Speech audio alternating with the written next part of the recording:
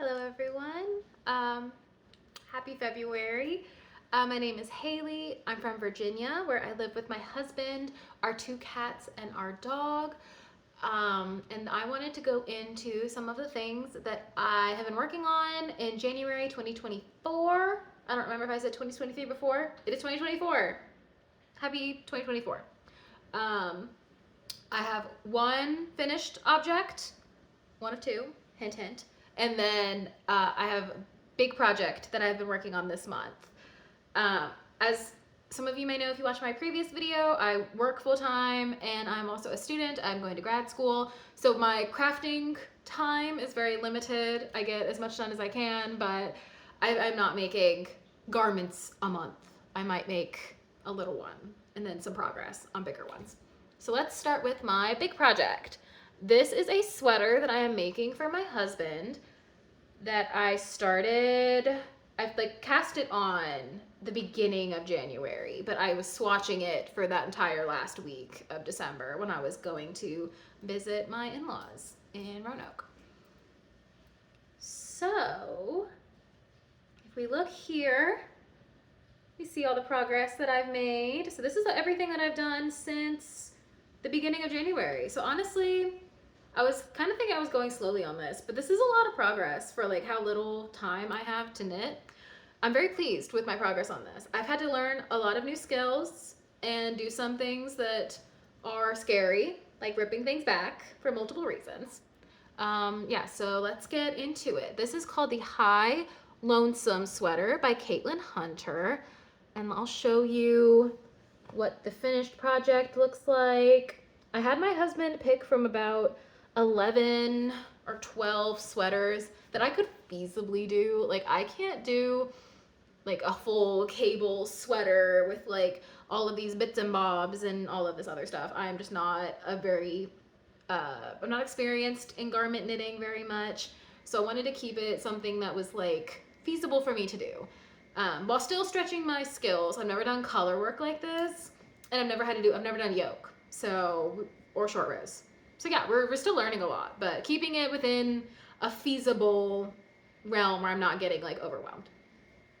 We're using, for the body, this is the Twister yarn by Hobbii. I got it on Black Friday, super on sale. I think I got the 5 skeins for $30 or something. And then at our local yarn store, I got the Barocco remix in worsted weight.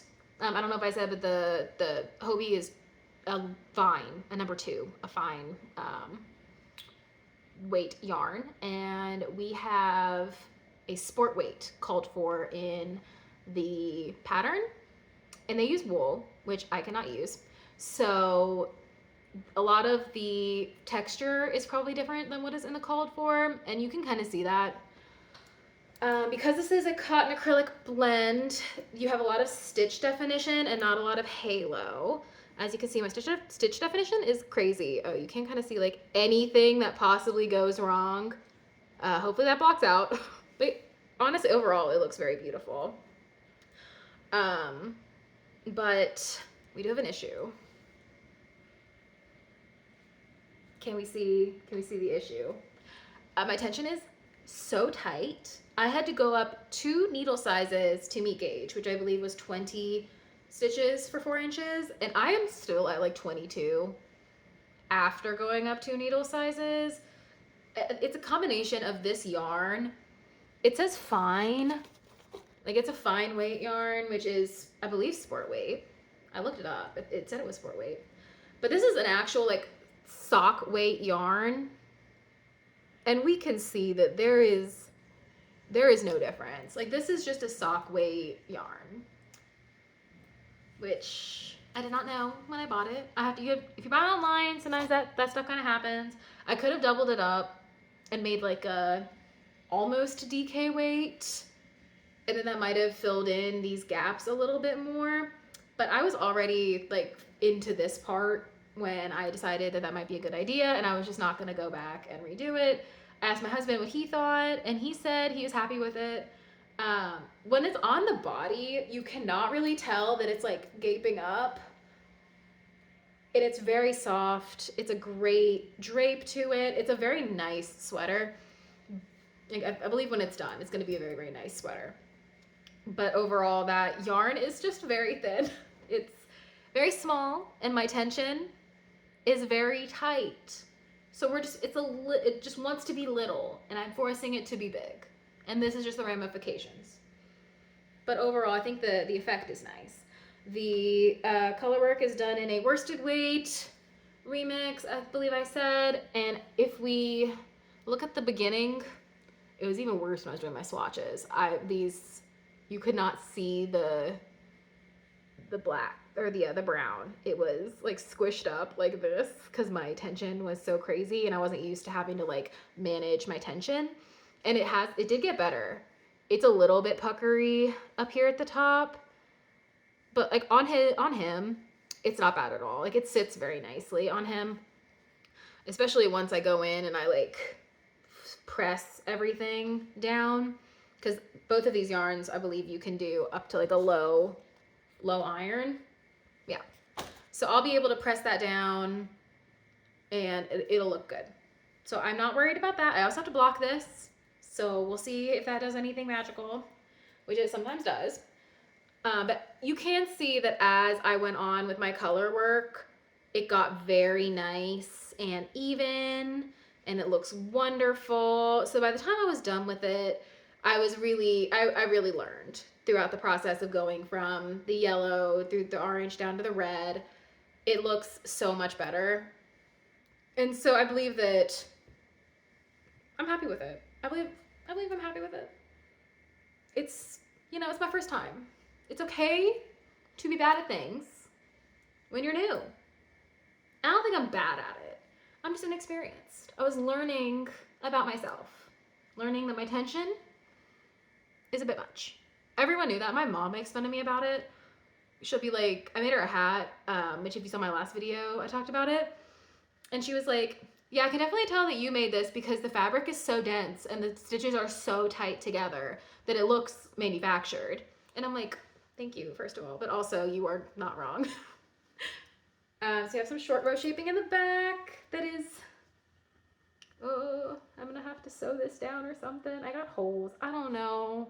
When I was doing the wrap and turns, it might be the yarn, because the yarn is very thin and just shows a lot of any mistakes that I make, but there are a lot of holes in the short row, so I am gonna go back, I think, and just sew all of that down, like just close all of those gaps up.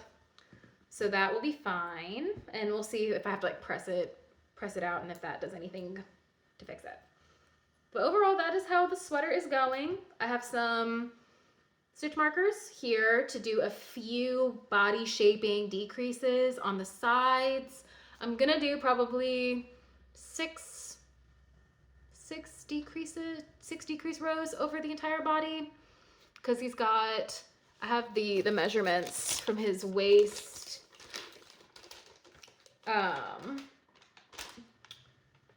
Yeah, so he has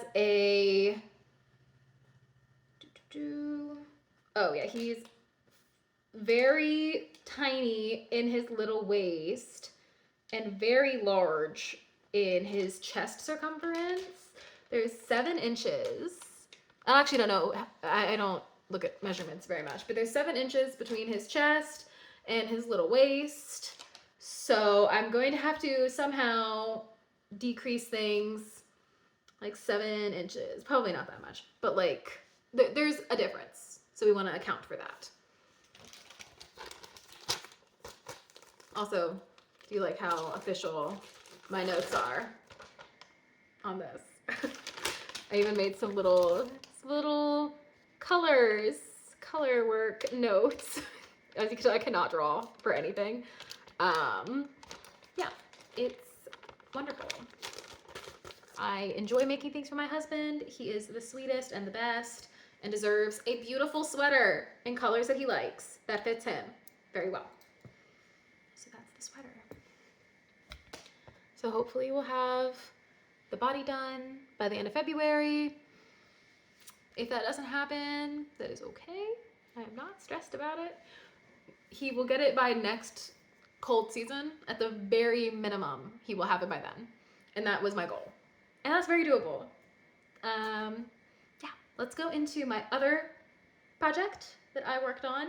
This project went with me in my purse, so I was working on it under the desk in class, in meetings, at work, while I was waiting for things, waiting for coffee from a coffee shop, any of that stuff.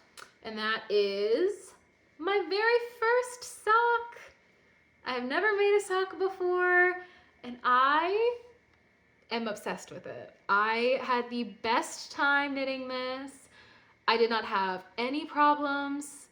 I used the vanilla sock on Magic Loop by the Crazy Sock Lady, who is just so good at explaining how to do anything. It was great, and a free video to watch. I didn't need the pattern. I might still buy it just to support her, but because this really was just a great knitting experience. It was very calming, relaxing, great to have in my purse. I could just do a round or two when I was waiting for things. It was wonderful. I cannot wait to knit the second one. This is how much I have that I did in the car with my mom yesterday. I am almost 15 rounds into the 20 round cuff. Oh yeah, so this is 20 rounds for the cuff. This is for me because it's my first time. I wasn't sure if it was gonna be bad. So I did 45 rounds for the leg. I like kind of a shorter sock. I don't want to have to like cuff it or anything. I just want it to like sit above my ankle bone. So I did 45 rounds for the leg. And then I did the called for heel, which is the slip stitch, flap and gusset. And then I did, I think it's 85 rounds for the foot, and then a toe decreases. The only issue that I ran into was when I was Kitchenering up the toe. I think I went around too many times on this, and it kind of sticks out, but like I don't care. It doesn't affect the sock at all. And maybe when I'm blocking it, I'll just like stab it a few times. Have some blockers coming in the mail, one my size, one my husband's size. All of my friends are this similar size, so it'll be good. As we established, my tension is very tight, so this is snug. It's a little snug, but also it just came off the knitting needles, so like maybe I shouldn't judge it too harshly. She's new. She hasn't stretched out yet.